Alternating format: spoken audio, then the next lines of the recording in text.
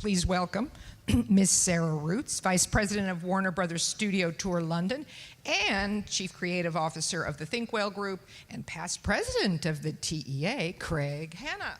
Thank you.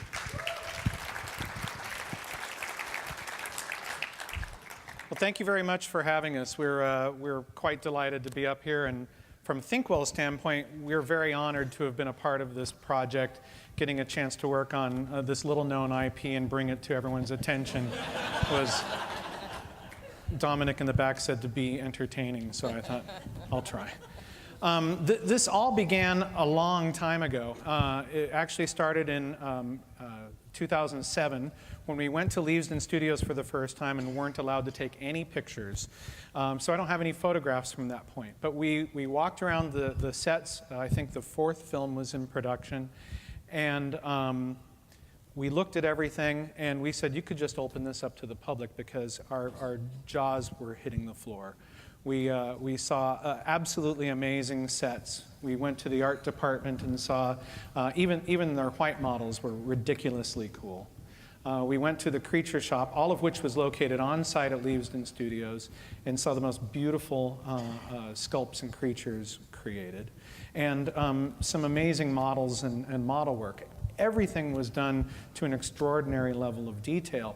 And if you go back to the first film, Warner Brothers did something really, really smart. They said, we don't know what's going to be coming up in the upcoming books from J.K. Rowling. We better save everything so we can save some frickin' money if we need that set again when we make another movie down the road.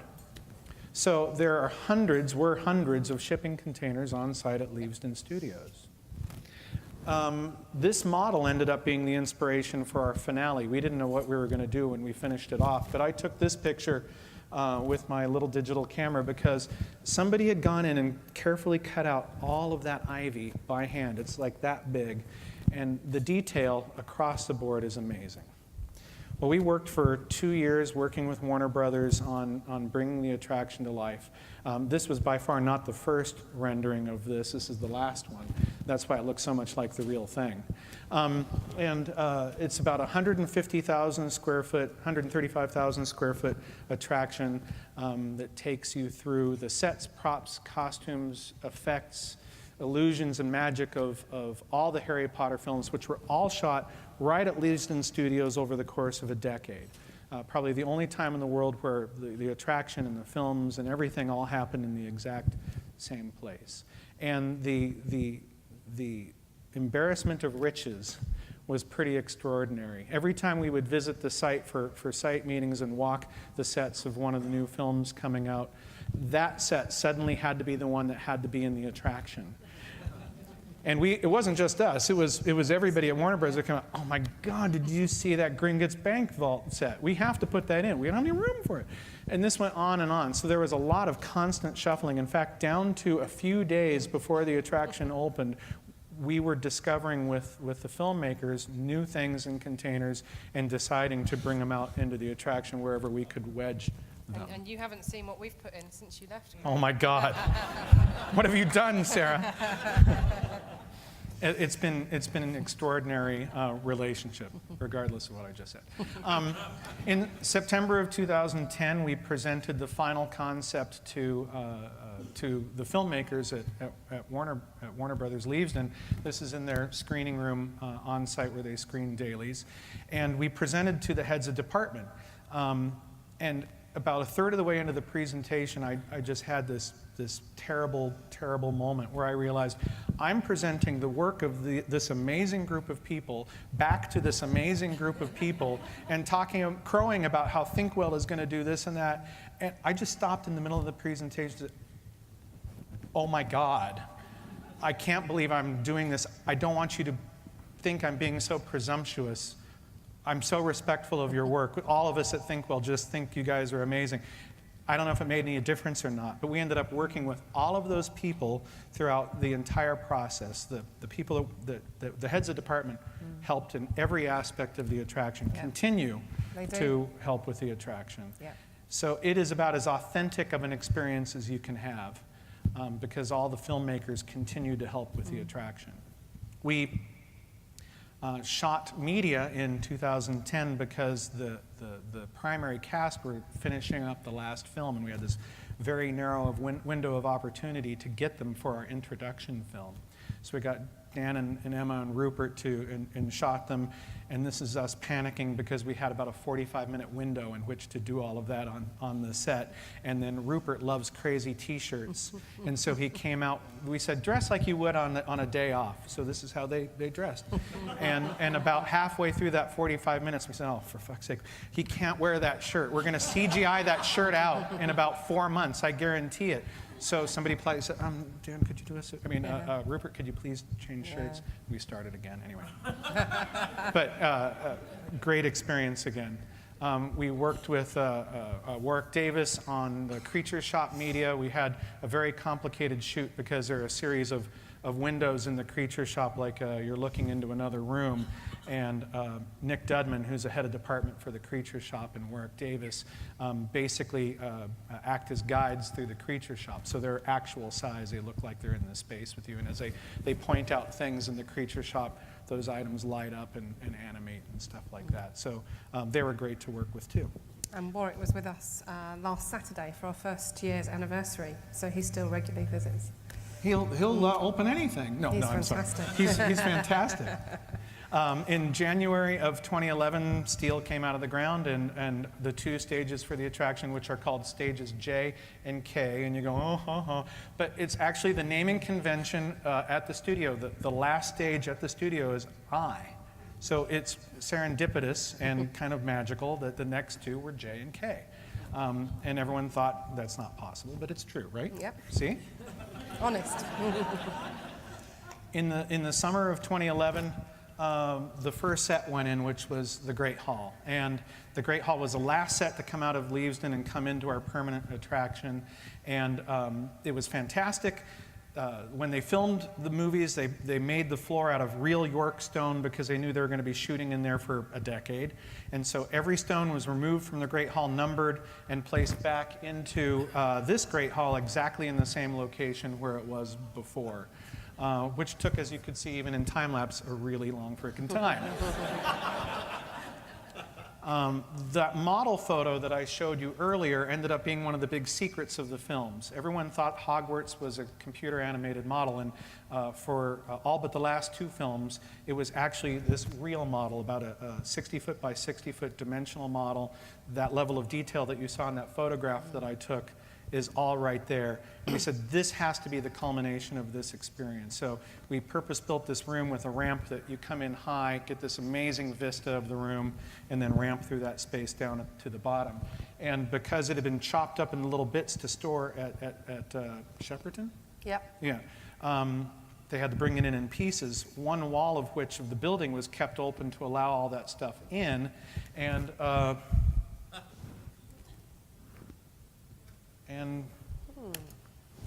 there we go. And a fox moved in. We found fox prints all over the model, and we knew we were doing this time lapse. So somebody went up, got the time lapse footage, and stepped through it frame by frame because they knew they'd catch the culprit. And that's actually from the time lapse.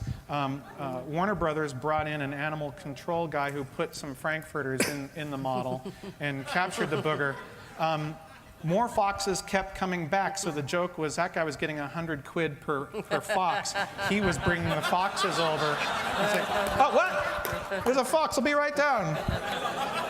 So 4 foxes sealed the building, no more problem. As I mentioned, all the sets and props and costumes were stored because you never knew when you were going to use them. So the back lot was covered in these shipping containers, and as we went through and tagged everything we were going to use for the attraction, somebody went out and put Thinkwell on them. And I drove out one day onto the lot and saw all this Thinkwell stuff on there, and I was like, that's pretty cool. So, took a picture of that. The shipping containers would get unpacked. If they were props, they went into this marquee, which is a fancy British word for tent. And the props would then be sorted, cleaned, rejuvenated, whatever needed to happen to them, and tagged before they were moved into the attraction. Over at the flight shed, Leavesden was a place where airplanes were built during World War II. Yep. The flight shed was where the Rolls-Royce engines for those planes were made. That's where the sets were stored. So the sets would be unpacked, put back together, made sure everything fit right, then taken apart again, moved over to the attraction and set up again. So everything was refurbished and put back together. And as all of that was happening, we had lots and lots of walkthroughs and meetings and walkthroughs and meetings and walkthroughs and meetings. Now, I mentioned before that the filmmakers themselves actually worked on the attraction. So unlike typical projects where you have tons and tons of outside vendors, many of them TEA members working on the attraction, we had a handful of TEA members, but all the stuff that you typically go out for was done right there on the lot. So John Richardson, who was in charge of special effects for all the movies, Academy Award winner, did the brooms in this case for our photo op, and did things like recondition the vault cart so it would move and light up for the attraction. And all the scenery was done by the scene shop and reassembled, put into the attraction. And then they even worried about things they never had to worry about for the films, like putting a guest path through the middle of Diagon Alley. And then, as I mentioned, we had lots of meetings and walkthroughs, and more meetings and more walkthroughs. And then even the creature shop was brought in, and they were moved into a temporary facility, because at the exact same time they were reconditioning the entire Leavesden Studios to turn it into a real proper world-class movie studio instead of this drippy Absolutely, airplane yeah, thing. now completed, yeah. And so the creature shop reconditioned a lot of the creepy things from the films. And then also did something amazing. They built the animatronics for the attraction. So we, of course, were very nervous that if it lasts longer than the shot, you built it too well. So we were really nervous that some of these things weren't going to last very well in the attraction. But everything has done amazingly well. Sarah was telling me. It's incredible. Just running perfect, right? Literally had no downtime at all on any of the animatronics that we've got in the tour, or any of the media either. It's very good. You'll never hear that about any other film prop or mechanical effect again. It's true.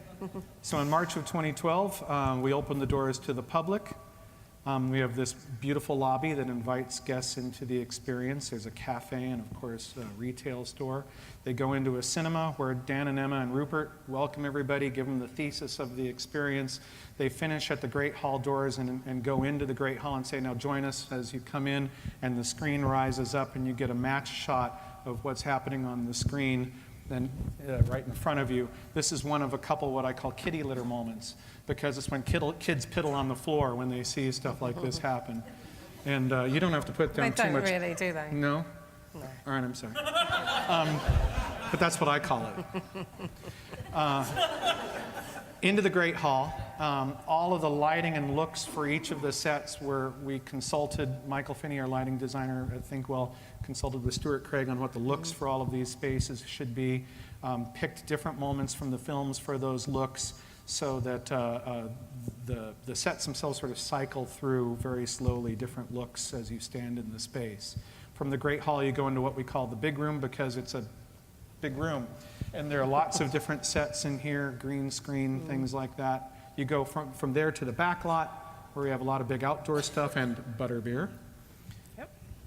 Into the creature shop, and this is where we have the integrated media, where Warwick and Nick take you through the creature shop. They actually walk from one screen to the next and continue through the space as sort of our guides. You pay them less that way. You don't have to have real people in the room every day. And then the animatronic all finished, as I showed you earlier. Up Diagon Alley, which is, like the Great Hall, one of the extraordinary kitty litter moments of the experience. And now we are ramping people up to get them up to that high point so they can come into that Hogwarts model. So we pass through the art department and around the corner into that model. And Michael Finney did an amazing thing where we go from day to night, and the lighting actually goes from east to west with LED fixtures, so you actually get to see that cycle. And then at night, the whole model lights up with thousands of fiber optic lights inside. And then we did these interactives because I wanted people to get as close up to that model as I did to take that picture. And utilizing some scientific high-res imagery system that I don't even understand, thousands by thousands of pixels, you can actually go in as tight as you want on these models on these interactive touch screens. I think the key about the model is actually it is stunning, and no photography ever really shows how completely stunning the model is. Everyone gasps when they walk in the room because the beauty of it is quite overwhelming, actually. It's lovely. We struggled with what the finale should be, and in the end we created a recreation of Ollivanders, and instead of the wand labels, we put everybody who worked on the film's names on every wand box. So there are over 3,000 wand boxes in the space. We thought people would just sort of stroll right through, but it's absolutely stunning and amazing how people stop in there and read the names and look for the celebrities or friends who may have worked on the films. And then you have an interactor in there who has studied like IMDb and all the names in there, and will walk people around and say, this guy right here, he was an animal trainer. And he does actually know where every single member of cast and crew from every film, where their box is. His name is Stephen, and he is a massive asset. He brings that room to life. And it's so impressive if someone comes in and says, you know, my second cousin used to be there. He's just there. it's amazing.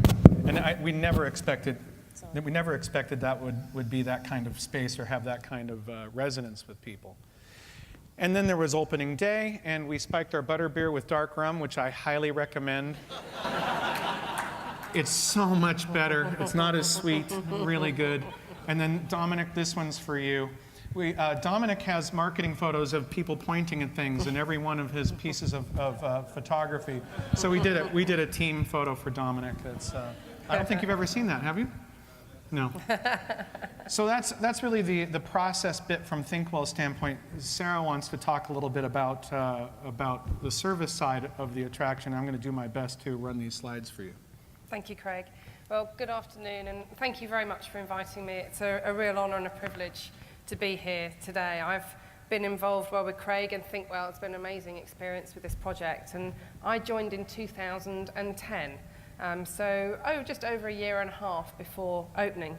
And when I came for my interview with John Gilbert and Stephen Ross in Burbank, they said to me, really, what we want you to do is to recreate US customer service in the UK.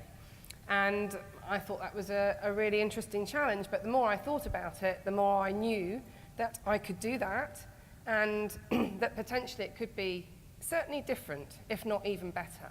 And so this afternoon I want to just tell you a little bit to demonstrate how we've actually achieved it at the tour, and prove to you that the UK can deliver first-class customer service. And you don't need to take my word for it, because we've got some quotes as well from our visitors that will just pop up throughout on the slides.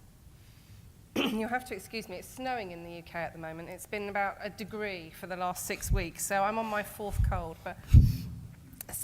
Well, Craig's explained exactly what the tour is, but what we're always so careful to make sure that we get across is the tour is an authentic experience. Everything that's featured in the tour has come from the studio next door, and it's entirely unique and authentic. And we're revealing the behind-the-scenes aspect of filmmaking, all the secrets that were associated with the films.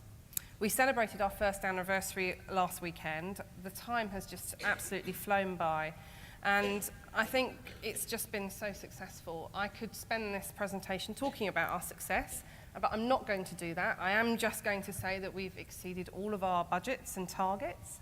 We actually had over 1 million visitors in less than 9 months of operating last year. But considering we're actually a fixed capacity attraction, that's very impressive. We have achieved UK first levels of secondary spend and retail spend in our tour, and our ticket yield is extremely high. We don't do any discounting. So in fact, we're very proud of what we've achieved. But what I wanted to talk about just for a couple of minutes is how we have presented what the work that Thinkwell have done, how we took it over on opening and focused on our asset, which is our staff, and how we can share that vision for making the tour a real true experience. When I joined the studio in 2010, I was immediately hit as I started to meet people locally that the film series and Harry Potter was so important to the community. And the films had touched so many people, taxi drivers, teachers who perhaps had worked in the school on site, and Rupert Grint even, who of course played Ron Weasley in the films. He lived about 30 minutes away. So when we started to look at our recruiting, we realised that there were many local people who had their own stories and wanted to be involved. And now about 80% of our staff are living locally to us. And within that 80%, we have about 20 people who actually worked on the film, mainly as extras. So they can say when they welcome into the Great Hall, I sat there, I was in Slytherin, and I spent my childhood actually, you know, in that seat in the Great Hall, which is amazing for the visitors. So I think that these personal stories really are a real insight and add to our uniqueness, which is passed on to the staff and visitors. So we support our staff very much. We train them with actors, we train them with voice coaches, and we want them to have the confidence to go into the tour and bring the tour to life for everyone who visits. We value them very much, and once on board, we have a program of continual improvement. We ensure our visitor service is excellent all the time. Our staff are involved in job swaps, and last year during the Olympics, which wasn't too far from Leavesden, we actually ran our own comedy Olympics, and the staff set it up themselves. They ran it, they led it for themselves. It was amazing. We empower them to respond to customers around the tour. They don't have to refer up all the time. We have new tours, new experiences. So, for example, we've had Death Eaters in the tour, so the staff can audition to be a Death Eater, and then they can work as a Death Eater around the tour. They can talk to the visitors about their wand moves, their combat moves for wands, and also show how the uniforms were designed and made. We did the Christmas dress as well for the Great Hall, and that really helped to get the staff involved because they helped us dress the tables with the feast, and it means their involvement really adds back into the service delivery, and they can talk about us. As part of our continuous training, we try to move away from the traditional approach, and you saw a picture earlier of John Richardson actually flying on a broom. Well, John has made brooms for us. We have a photograph opportunity which he developed, but John comes in all the time and he talks to the staff about what it is that he's working on, and he operates the snake door, and we've got the Gringotts cart, the Lupin suitcase. Is this me? Am I buzzing? I thought I had something for lunch that wasn't agreeing with me. I think someone's jackhammering downstairs, which is not a euphemism, by the way. It's just me. I'm obviously... So John comes in, you know, more or less once a week, actually, and he's working in the studio anyway at the moment, and he talks to the staff all the time. We have a great education program, and the staff can get involved, and one of the teaching assistants from our side has recently been so inspired by the program, she's gone off, learned, qualified to be a teacher. Now she's coming back in again as a qualified teacher. So there's lots for them to do, and I think they get a lot of reward from being involved in our decision making. And Craig's spot on his timing, because this is our latest campaign, and our staff auditioned to feature in the campaign, so our advertising campaign this year. That is Lucy in the middle at the front. She was part of our joining team, and many of our staff are featuring in our campaign. Well, all of our efforts with our staff, they've paid dividends for the visitors as well, because our satisfaction scores are really quite incredible. And we have about over 5,000 reviews on TripAdvisor, and of those reviews, 97% are excellent and very good. And if that's not the best in the world, it is definitely one of the best attraction visitor scores in the world. And I'm going to leave on a plane tomorrow, so that you can't disagree with me. I don't, you know, but no, please do. You're welcome to come and, you know, and discuss it with me. But I think we're just about pretty much the best in the world on TripAdvisor with our reviews. And I think it's the uniqueness of the tour, the reinforcement of our product, and all of the letters, feedback, and everything is coming back saying the visitors are so impressed with the staff and what the staff add and bring to life in the tour. Everybody, the cleaners, the car parkers, the retail assistants, the interactors, they're all working together. And we know from our research results, the more that our staff interact with our visitors, the higher our satisfaction score will be. And we can get 100%. We often do get 100% if we have high interaction. If that interaction drops back and it's little or nothing, then it drops to about 80% satisfaction. So there's an opportunity there for all of us operators and for us at the tour to be right up there with that 100% on visitor satisfaction all the time. I've experienced an amazing journey with Thinkwell, with my fantastic team, with Dominic, who joined with me as one of the founder member of staff, who's sitting at the back there, our marketing director, and everyone in London. And working on the project has really reinforced to me the value that people can bring to the brand and how it's delivered. We entered the marketplace with very high expectations from our visitors and internally within Warner Brothers as well.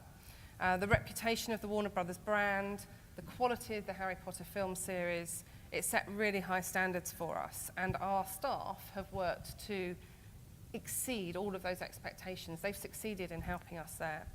They're a great asset. They've the power to make an individual difference, and I think it's also within their gift to help continue to make the tour so successful in the future. They're helping to build our reputation, and we offer them a great motivating environment to work in. We give them the skills, to give them the confidence, so that they can take all of their experiences to bring the sets to life for our visitors when they come in. And we ask back from them that they take our visitors out of their day-to-day lives, and for those 3 to 4 hours, they put the visitors into the world of Harry Potter. So thank you very much. I'd love to take any questions. Please come and see us.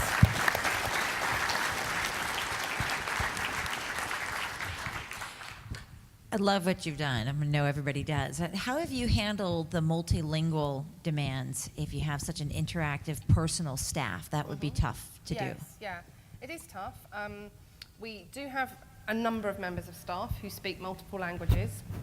We also have a fabulous antenna audio guide, which is on an iPod Touch. And the content is amazing. It's got Dan Ratcliffe's first interview, lots of extra design from the making of the films, plus all of the media that's in the tour. And we've got that in the usual sort of 7-8 languages.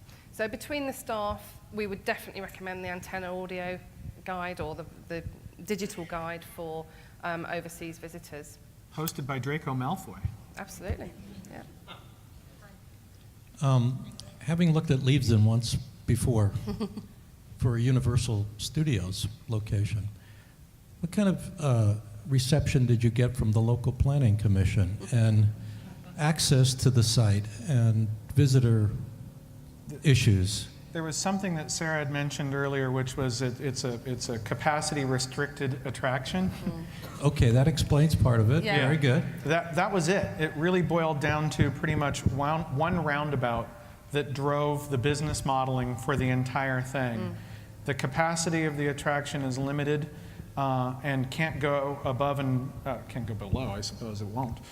Can't go above that, and if it did, it would trigger a series of very expensive improvements to highway off-ramps and things like that. It's been a very interesting, if I could go back 18 months and you'd said to me, what are you really worried about in this project? And one of the things I would have said is, we're worried about the impact of the traffic, of course, because the council have been very concerned about it. But actually, because we're on a time ticket only, so it's pre-book only, and that's one thing I didn't mention, whereas everybody does pre-booking, we have to pre-book. We do not sell any walk-up tickets at all. That was a planning condition. So with that in place, our tickets are even throughout the day because we're on a continuous cycle of arrivals. And we have not had any traffic issues at all, not on any one single day since we opened. And so, of course, now the confidence locally is building and building and building because everybody can see that where they were concerned, there has been no issue at all. So it's worked out really well. It was a concern earlier on. It was something that didn't become anything in reality. Thank you very much. Okay. Solved the problem.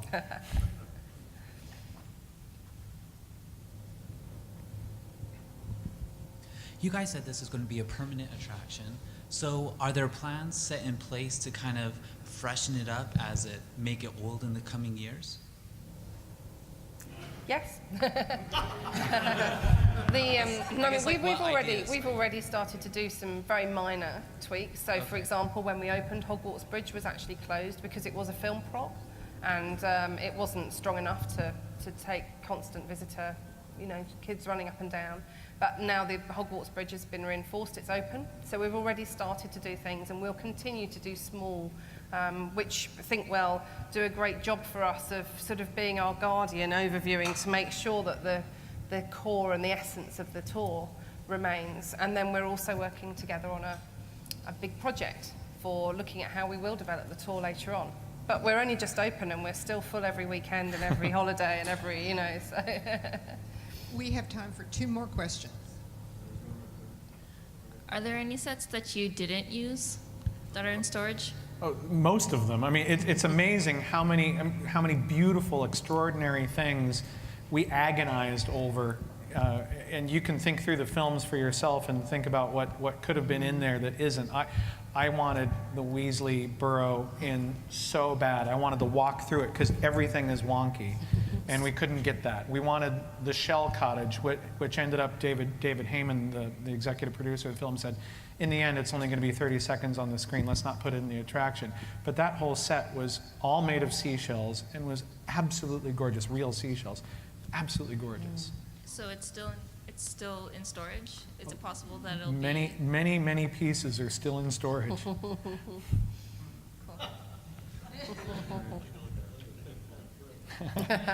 Right over here. Right over here, Craig. Oh, hey. Hey, how are you? With the opening of the Harry Potter attraction at Islands of Adventure at Universal, did it have an effect on the work you were doing in terms of the studio tour? Was there any sort of cross work with Universal Creative and Thinkwell? Only from the very beginning, Warner Brothers said, we're not going magically into the movies.